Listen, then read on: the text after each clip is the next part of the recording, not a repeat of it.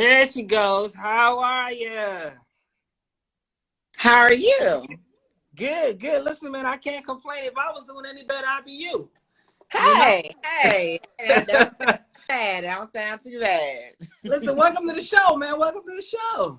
Thank you so much for exposing me to your audience. I can't, guarantee I'm going to behave myself, but I'm going to do this. It's all good. We're all family here. We're family, and that's the amazing thing about life with Lysious, man. You know what I'm saying? Like, you could be yourself authentically, and that's really the vibe that we want on the show. Listen, I'm so excited to be talking to you on tonight, and looking forward to a great conversation, not just for myself, but for a lot of women, men, business people, people just trying to figure life out, watching on tonight, and that would watch when we repost it again once the show's over. Okay. But one of the reasons I wanted to have you on the show, okay, is you have an amazing story. And it was interesting because for the longest time, I think we were following each other on Twitter. And then, I was just thinking about Black women-owned businesses, just starting out trying to spotlight a lot of Black women-owned businesses. Mm-hmm. And I was like, you know what? She'd be perfect for it. And then reading your story about going from being a teen mom to a CEO by the age of 20, I think that was really amazing. And that's how we're going to start off the show tonight. So if you could talk to us about that process for you. And the reason why I'm saying that is because a lot of times when you get pregnant as a teenager, like a lot of times people feel like, oh, it's the end of the world. Your dreams are going to be placed on hold. Yeah, but you figured it out. You turned it around. How did you do it? Well, honestly, it's because, first and foremost, I knew I was going to be a full-time authoress by the time I was 12. I used to have these visions. I grew up as a PK child, so I used to have these visions. I was also heavily involved in church, and things are prophesied and spoken of my life when I was a very young child. Right. And by the time I was 12, I had wrote my first novel. Wow. I told my mama that I was going to move to Atlanta and I was going to be a full-time author. That's what I believed I was going to do. I didn't really see myself doing anything else. But now when I became a mother and teen, responsibilities in life kick in. And you don't really think about your dreams like that.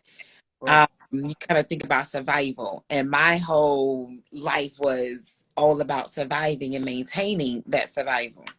Yeah. And so by the time when I was 20, my mother passed. And it evoked another story in me. So I sat down, I began to freehand write what became a debut novel. Okay. That novel out when I was turning 21. Now I didn't know what I was doing. I just knew that it was something that I wanted to do. And this is something I talk about now because again, I wasn't told that I can dream and survive at the same time. Which is I utilize this term dream out loud. Because really can bring those visions in your head out and they actually are your body, but it does take. And because I really didn't see myself doing anything else, I was just doing things that equated to done. So I looked up self-publishing. I went to search and did the Google search. I didn't want to wait for someone to tell me my book was good enough and they were going to give me a book deal. I discovered self-publishing. I did it on my own. And from there, I began to kind of just create other ways to do it myself. Anything I wanted to do, I did steps and I got it done. And that's basically kind of my reality even today. If it doesn't exist, I'll make it exist. If they're not going to offer it to me, cool, I'm going to give it to myself. If they're not going to allow me in the room, bet I'm going to build out the room myself. And that's honestly what I've done my whole entire career. And I'm 35 now, 30, still young, but 35, 15 years in, and I'm still creating my own lane. It's an amazing story, man, because first up, I can't say I can imagine, but, I like to think that during that season of your life, it was a lot of discouragement. It was a lot of, the feeling of wanting to give up and, just mustering the courage. You know what I mean? I think a lot of times that's the hardest part for a lot of people is just knowing how to pull yourself out of that situation and to be able to say to yourself that it's not the end of the world. Now, did you have maybe words of affirmation, things that you were doing? How exactly were you able? Because I'm sure it was kind of, you know, challenging, you know, for you at that time, and being able to say, you know what, even being a teen mom, I'm pushing forward with my dreams regardless. Like, how did you pull that mentally? Where were you in that at that time? I would ask mentally. Well, at that time, I was sad and I was lonely, and I didn't Right. have. So by 18, I got married, and Right. by 20, I was having my second child. Right. And at this point, my husband at the time was in the Iraqi war. I think it's his Okay. first. And so here I was a motherless child, a fatherless child, and now I didn't have a spouse, and Yeah. I had small children. So I was in a space of just unhappiness. Nothing that I was doing was, I guess, identifying with my inner desires and my, you know, my happiness and the things that I wanted. I was just going through the motions because that's what we're taught to do. Yeah. Especially we're to carry our families, we're to nurture our families, we're supposed to make it, you know, make it work. And Yeah. then mother in general, when you have children, what you Yeah. do is secondary. And I was just unhappy and I hated that feeling. So I decided to do some things that, you know, brought me enjoyment. I was talking about Black books, and Yeah. I was covering Black writers, and that's when I launched my book club, which is called AAMBC, which went Yeah. on, you know, develop award shows. You know, I've worked with any and everybody that you can think of in the industry, only because I didn't see a no. I just wanted to do something that I enjoyed, and I was on the computer talking to folks, posting about this book, going to this conference, publishing this novel, connecting and making this, you know, this relationship. I was just doing all these different things because this is just what I wanted to do. I Yeah. was excited about it. I enjoyed the process, and for me, there wasn't a no. It was a how. How can, Mm. and honestly, that is my truth. I wasn't happy. I didn't like, you know, my current day to day. And as I kept moving forward in life, every other year, that at least every 2 years, I had some huge trauma, Yeah. some huge life altering, you know, circumstance that should have put me down. Right. Yet, my brain, like your brain is your most powerful tool. Right. I could have chosen to, you know, to be happy and to stay in that space, but I just did not want to. And when I tell you it was hard, my hardest years came between maybe 28 and 33. And Mm. talking about, I was in the industry maybe over 5 years. Yeah. And my children were growing up and evolving, becoming their own individuals. And I just had so many different things that I dealt with because, again, I'm a woman and I'm a mother. I'm on go, go, go, go, go, go, go. We Yeah. don't get to pause and cry. We don't Yeah. get to pause and just be in that moment. We Yeah. don't, it's technically not coming to save us. Even if we Yeah. have a house, we're carrying a lot and we're not really sitting down just to breathe a little bit. And I found myself really kind of dealing with a lot of different enemies and a lot of different traumas back to back, you know, over the past 7 years or so. Mm-hmm. So for me, it was more so just wanting to be happy. I had to Yeah. use my mental strength, and I had to use positive words, even when it did not look like positivity was coming. 3 years ago, just 3 years ago, my Yeah. car mess, I couldn't pay my rent. Mm. I, I had walked away from motherhood. I refused to be in a relationship, and Yeah. I was just so broke. I was broken. And Mm. again, maybe 10 years after my mother passed, 7 years or so after my divorce. And it was just, oh, it was back to back, back. So it was just so many things that were coming at me. And Yeah. yeah, I felt, yay, I don't want to do this no more. Mm. This, yeah, I'm tired. I'm exhausted. I'm in my mid 30s now. And I'm just, give me some light, Jesus. Where's the lights? Give me Yeah. some, like, give me like something where I don't feel like I'm just always on the go and I have to Yeah. always discover an answer. So, You know, you touching a lot of things, man. I want to go back to trauma. I want to go back to therapy, and I want you to speak to how important that is because I feel like it's a stigma in the Black community when it comes to therapy. But speak to how important that is, and even how that helped you through your process and your journey. I think I was 26 when I found myself in a psychiatric hospital. I was in a mandatory hold. I had reached its end mentally, and I wasn't coping healthily at all. And I found myself in a situation where I could not go home. Right. And that's when I decided to begin to have conversations and talk with a counselor. Now, I grew up in church, and this is what Black folks do. You know, we go to church, they say pray about it, so talk to your pastor, people in the building at the church, and that's pretty much it. And you're to somehow find a way, but it's okay to pray to God, a Black Jesus, as I call him, and talk to an actual real person. Right. So no ties to you, someone who's going to be biased and just listens to you, and they help you process your thoughts. See, counseling it's not in existence for someone to tell you the things that you want to hear.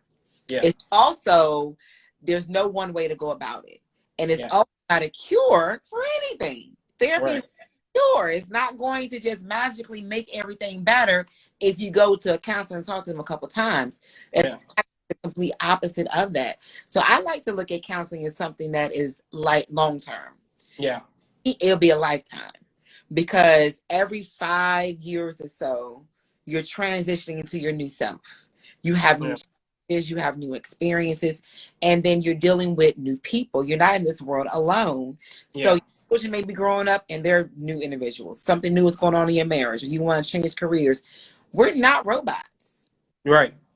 We need to be able to purge and to talk about the things that are going on in our heads. Not that, we need to be healed individuals. It's very, very hard to move along in life happy when not healed. When you have all this past anger and things that people have done to you in the past.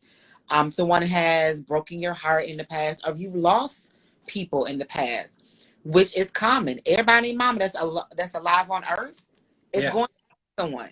Everybody that's alive on earth right now is going to get their feelings hurt. Now it's up to you on how you respond. Because at the end of the day, your happiness isn't dependent on how everybody treats you. Your happiness is dependent on if you're going to get all the desires of your heart. That's not how the world works. If that's the case, everybody will be living the life they wanted. So my thing is, begin to hold accountability in your healing. Hold accountability in your life. You have so many people that just walk around angry, upset, or think because they didn't start it then that they can't start it now. And then they walking around mad because you choosing to not start. Wow. That's stupid. So my advice is to constantly be talking to a counselor, constantly discovering things about yourself where you can be a better human being and also communicate better. And then also making sure you are completely healed from your past traumas.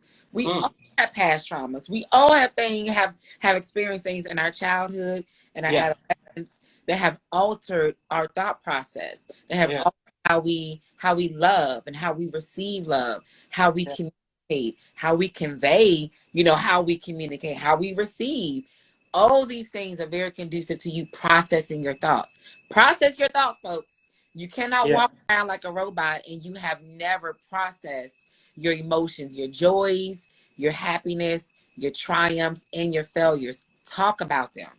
That's amazing. Listen, the more you talk, the more things I want to ask you. But let's talk about the podcast, Traces of Mika, that you have. Talk to us about that. What the concept is about. Well, Traces of Mika. So I'm a creative across the board. I don't just write creatively. I curate experiences. So I have events that I produce. At those events, I always evoke, conversations that bring deeper thought and deeper connection. So you can connect with whatever it is that I'm trying to do. So I curate events, and that's another way for me to create and tell stories. Right. And I got to this point of where I'm like, okay, I'm tired of creating fictional stories. I have something else I want to talk about. And so I started speaking about my struggles with motherhood. And it wasn't until I realized I actually earned my children's love. My children naturally embraced me because of the traumas and the lies things that were done within our house. So, Right. long story short, my podcast, I talk about how my time was convicted of raping while we were married. And I talk about how I hid that truth from my children because they were really young and they were not going to really understand. I'm sorry. Say that again. You said in the podcast you talk about what? Because you were breaking up at that part. In my podcast, I talk about how my husband at the time was convicted of raping another woman. Mm. And so through me hiding his truth from our children, I became the enemy in my own home. Because Wow. my children did not know the truth. All they know was, why daddy not here? Right. And I thinking, let me protect this black man. Let me protect this black king. You know, allow his children to still love and embrace him. And that's what I did. But in the same breath, my ex-husband, now my ex-husband, did not do the same for me. So when there came a time where my children were confused or unhappy, he didn't give them assurance that it was okay and that he was still there and his mom and that their mom loves them. It was more so of I want to come home too. I don't know why mom is doing it. It was basically putting the blame on me. Yeah. So the years of that create a domino effect of a lot of BS, right? And so just imagine giving birth to children and then your children not naturally loving you and naturally embracing you. That was a lot for me to take on. Yeah. So I want to talk about my experiences with mental health, my journey as an entrepreneur, but the traumas I experienced when my mother took her last breath in front of me, the trauma I experienced by protecting a black king, my husband at the time, and how and was the enemy of my own home. I talked about how I went from riches to rags because I was making a lot of money and then suddenly I was broke. And so the reason why I call this podcast Traces of Mika is because it's all elements and traces of me. Yeah. My children to elaborate on these conversations. I bring in exes and former flames, best friends, colleagues, other famous writers. They come in and we have these elaborate conversations that, you know, kind of go with things I've been through. That's And amazing. Yeah. it's not pretty, guys. It's not pretty. No, because I'm just listening to you and I'm like, you talked about bringing exes and old flames. And I'm like, all my exes are blocked. I don't know if I... Well, the reason why I can do this is because, see, this is a whole nother conversation you about to get into. So, as I gotten older, right, I began to kind of tap in. Right. Monogamy isn't a natural thing. Right. Logically, why are all these people on earth and why am I attracted to him? Like, what is going on? Yeah. And so why is it that men can, you know, be with other women physically and then they have no remorse or it doesn't even alter their thought process? I'm like, well, what is this? And as I gotten older, I really realized like sex is sex. Yeah. Love is love. And it's not really the same thing. And so I'm able to have friendships with guys I used to have relationships with because I don't lie. Yeah. I don't lead with fantasies. I don't lead with, oh, I want to be your girl. Let's be together. I don't want to do all that. I want to enjoy you. I want to have some experiences with you. Let's do some great stuff. Let's possibly make some money together. Perhaps we're going to fall in love. But the thing about it is a lot of guys are possessive. So when it gets to that point, I'm like, okay, I ain't bad. We good friends. Right. We can be right. Now, but I feel like it takes a certain level of growth to even get to that point. You know what I'm saying? Like, and it takes you being able to say to yourself, honestly, that I have dealt, because to your point, you have to deal with everything that happened in that relationship, situation, whatever it is, in order for you to be able to go back and even be friends and be cordial with somebody. Because I think for a lot of us, the reason why it's hard is because it's still like stuff we're still holding on to. It's still a lot of pain that we haven't quite dealt with. So it's like, you know, every time I see you, it's like, oh, I'm mad, right? And it's amazing. But the podcast, we can listen to everywhere. We can listen to podcasts. You can listen on every single thing that you can think of. Like, even on my Instagram page, I have Tracy Tamika. There's his own podcast channel, but YouTube, Pandora, Amazon Music, Apple Music, Spotify, Podbean, anything you can think of. And in season 1, it is, I have like skits in between each. So it's almost modeled like the Miseducation of Lauryn Hill. I don't know if you got that album, or even Who Is Scott. That's my album. There are skits and poetry and things like that in between their music. And so I have skits in between the conversation. So you hear me when I'm 10 years old. So I took audio from old cassettes and you hear me when I'm a young child. And then season 2, I added a visual element to it. So you're coming into my home. You're able to actually see my children. Actually able to see my friends. I'm in different places around Atlanta. And then 3, I'm actually going to be going back home to Texas. So you're going to really see my family, my siblings, my dad, who I'm now building a relationship with. Wow. It's going to be, so Tracy Tamika is my memoir. I want to create a visual piece too, and an audio piece. So I create a whole new genre with this podcast. It's actually got 2 film festivals now. And I'm going to be going on tour for at least 4 cities this fall. Just speaking and screening the podcast. And so, so Tracy Tamika's on everything. Listen, I can't even keep up with you, man. We're going to talk about book number 17 in a minute, but I wanted to ask you about, you said something that jumped out to me, and I wanted to dig a little deep into this. Black women, protecting Black men, Black women taking it all in stride. I want you to speak on that because I think it's very important. Now, I was doing a show last year, and one of the people that was interviewed for the show was saying how society expects the Black woman to take all the crap and to be strong. And if you're not, then you're not down. And some people say, well, yeah, but you still have to protect and stand for your Black kings. My question to you is, at what point do you draw the line between saying, hey, I know I have to protect my Black king, but at the same time, self-care and self-love is important? I dropped the ball on that. I was too busy protecting his image, and I sacrificed my own. And I think it's something that mothers do anyway. We sometimes, we fix our plate last. Whole family would eat, and we done slayed over the stove all day, and we make our plate last. When it's time to rest, we'll get up and we'll start our day bright early in the morning. We have all these multitude of things to do, and some of us may have to work outside as well. And then more than half the time, we're the last ones to go to sleep at night. Up nurturing and taking care of the home. I live that life. I do live that life ever again. But I feel that Black women, we have this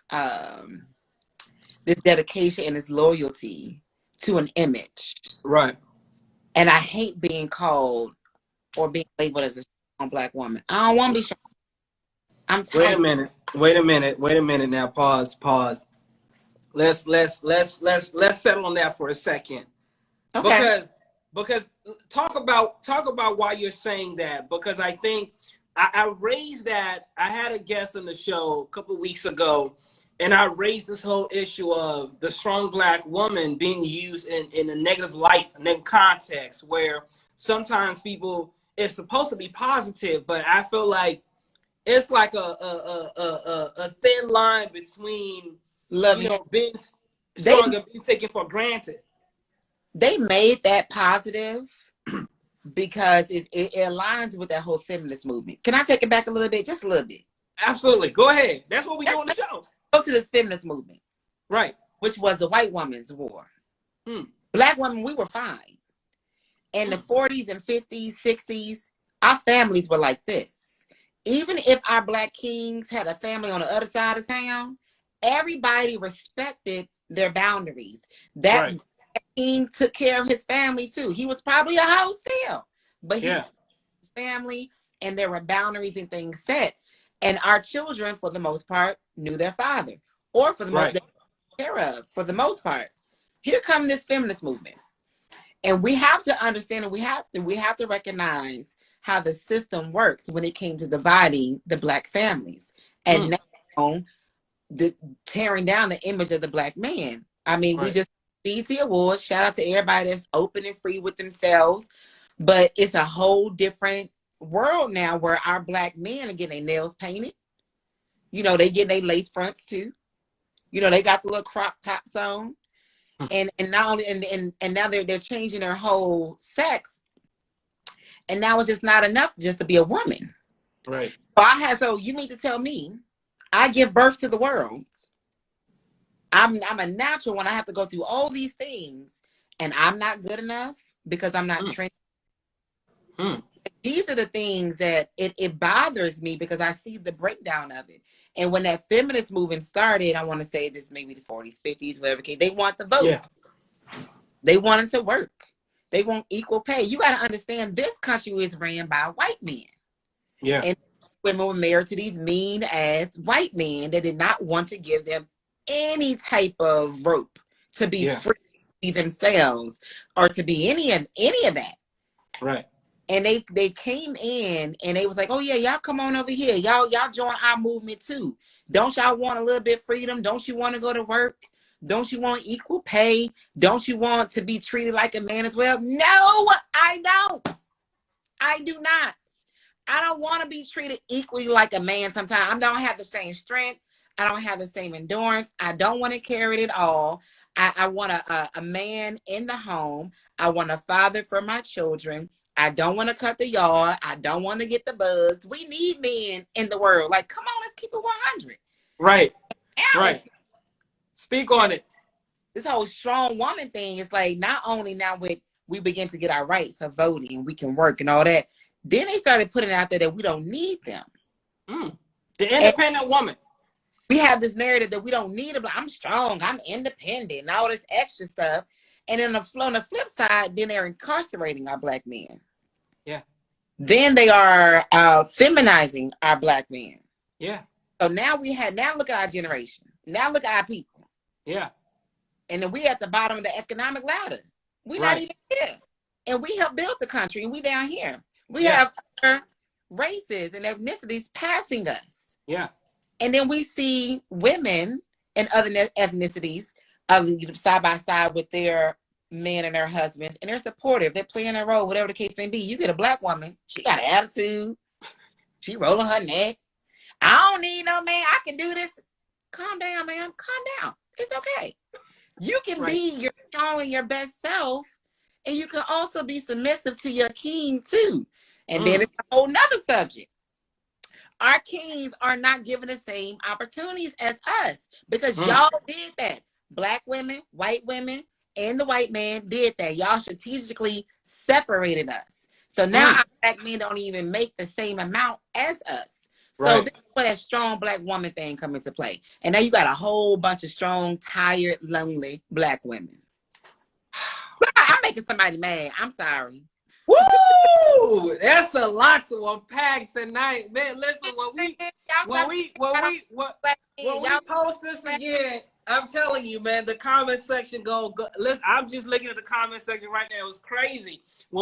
Listen, it's amazing because this is a conversation that I feel like needs to be had. You know, I had a young lady on the show, I think 2 weeks ago, and I essentially asked her to talk about this whole independent woman movement because I feel like personally, you have to understand independence in a different way. I'm not intimidated by an independent woman, but being an independent woman doesn't mean that you don't need a man. Doesn't mean that it's not things that you need a man for. When we get to a point, a young man said on the show one time, he said, you never hear a man say that he doesn't need a woman.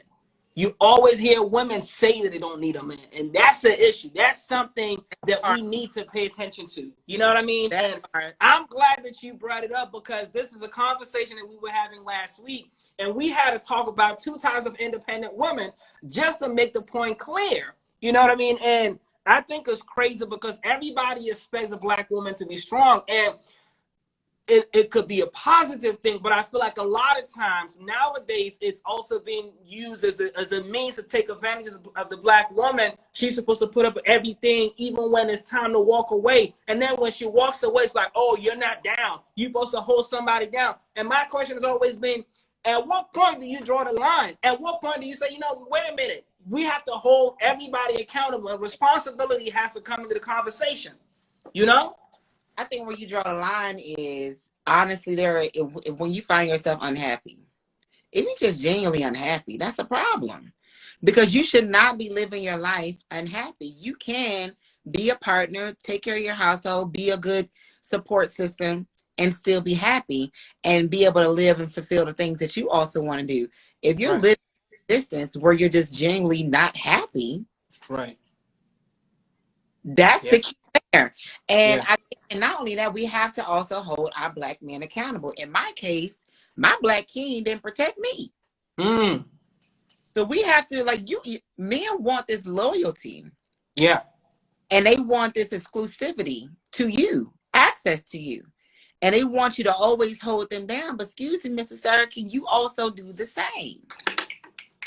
Speak on it. And take. I'm not trying to sit here and be your ride or die. Fool, be my ride or die.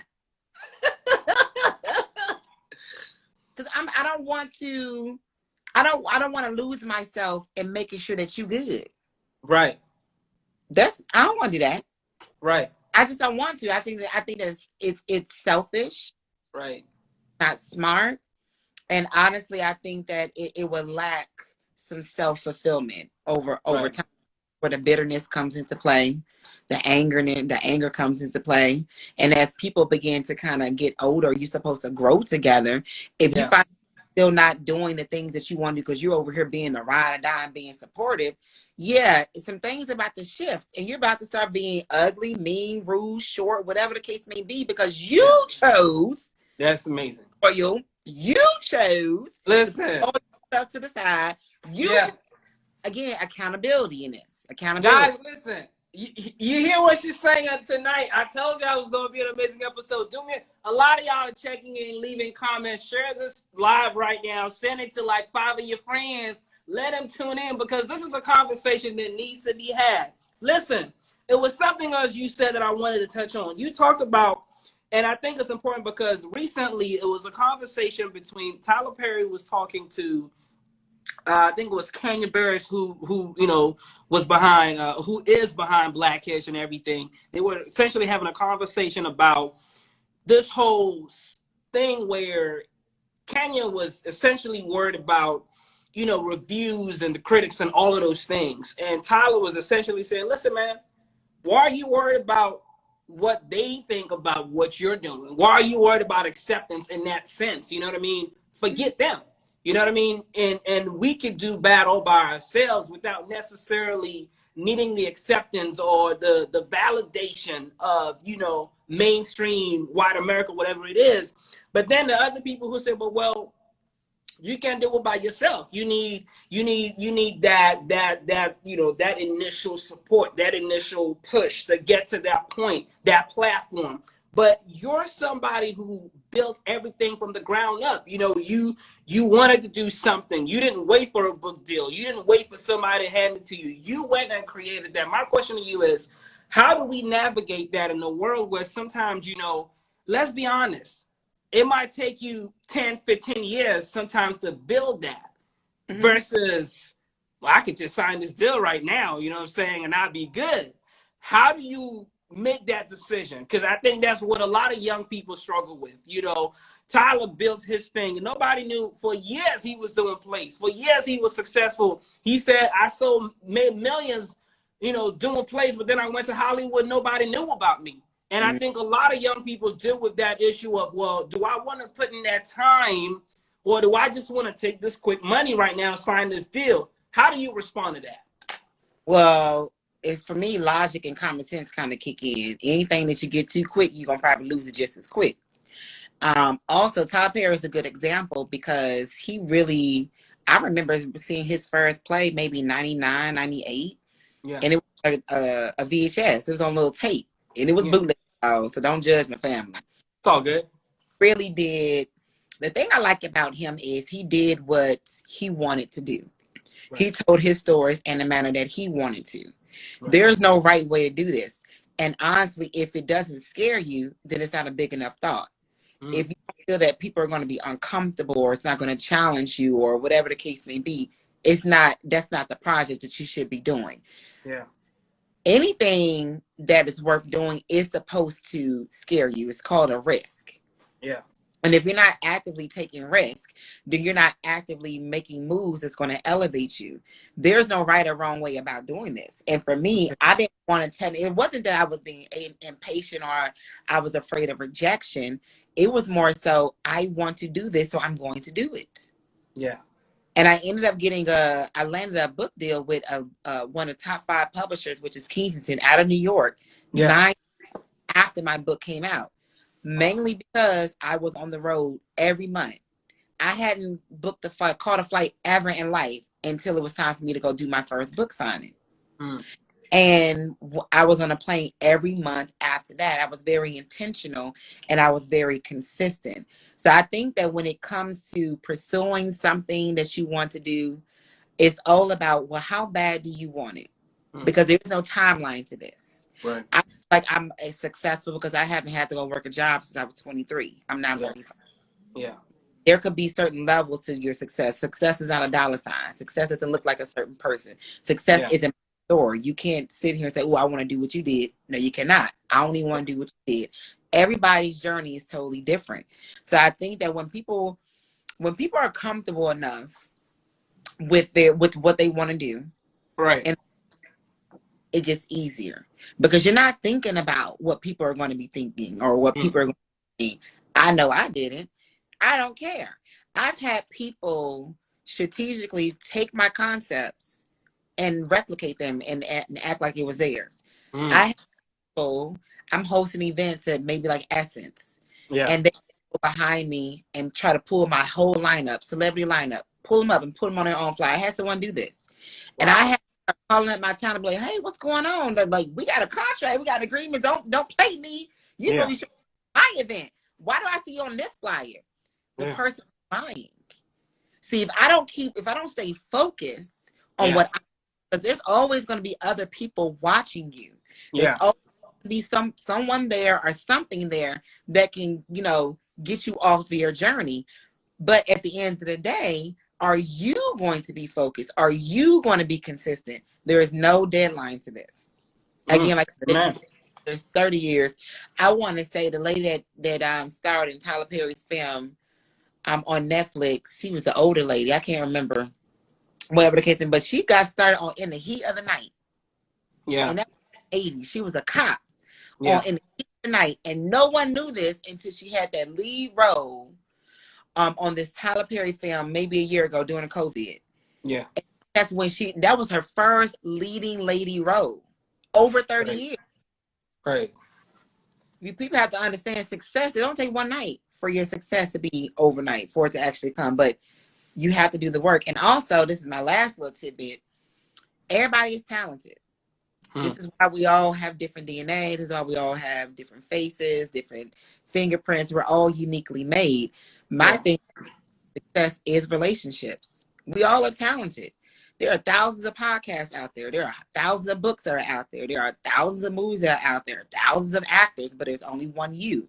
What is going to make you stand out from the rest? And honestly, that is you consistently perfecting your craft and relationships. You have to make a connection. Someone has to see what you're doing. Someone has to, be like, I'm going to put you on this. I'm put you on that. When you hear people's success stories, you hear all about the struggles and all that, but pay attention to that one thing they did it. And it was normally someone saw them, someone heard them, someone captured their art, captured their work, and they wanted more of it. It really is about relationships. So you got to stay out there. You got to continue to have those conversations, go to events, shake those hands, keep putting out content and material. You got to be on it. It's constant. Hey, man, I probably got like maybe 2-3 more questions before I let you go tonight. Okay. I do want you to talk about book number 17, though. Okay. I mean, 17. That's a lot. It is a lot. Tell us about this book, and you know, I know it's out now. It's been out for a minute. So if you could talk to us about just a synopsis of what it is and what people can get from it.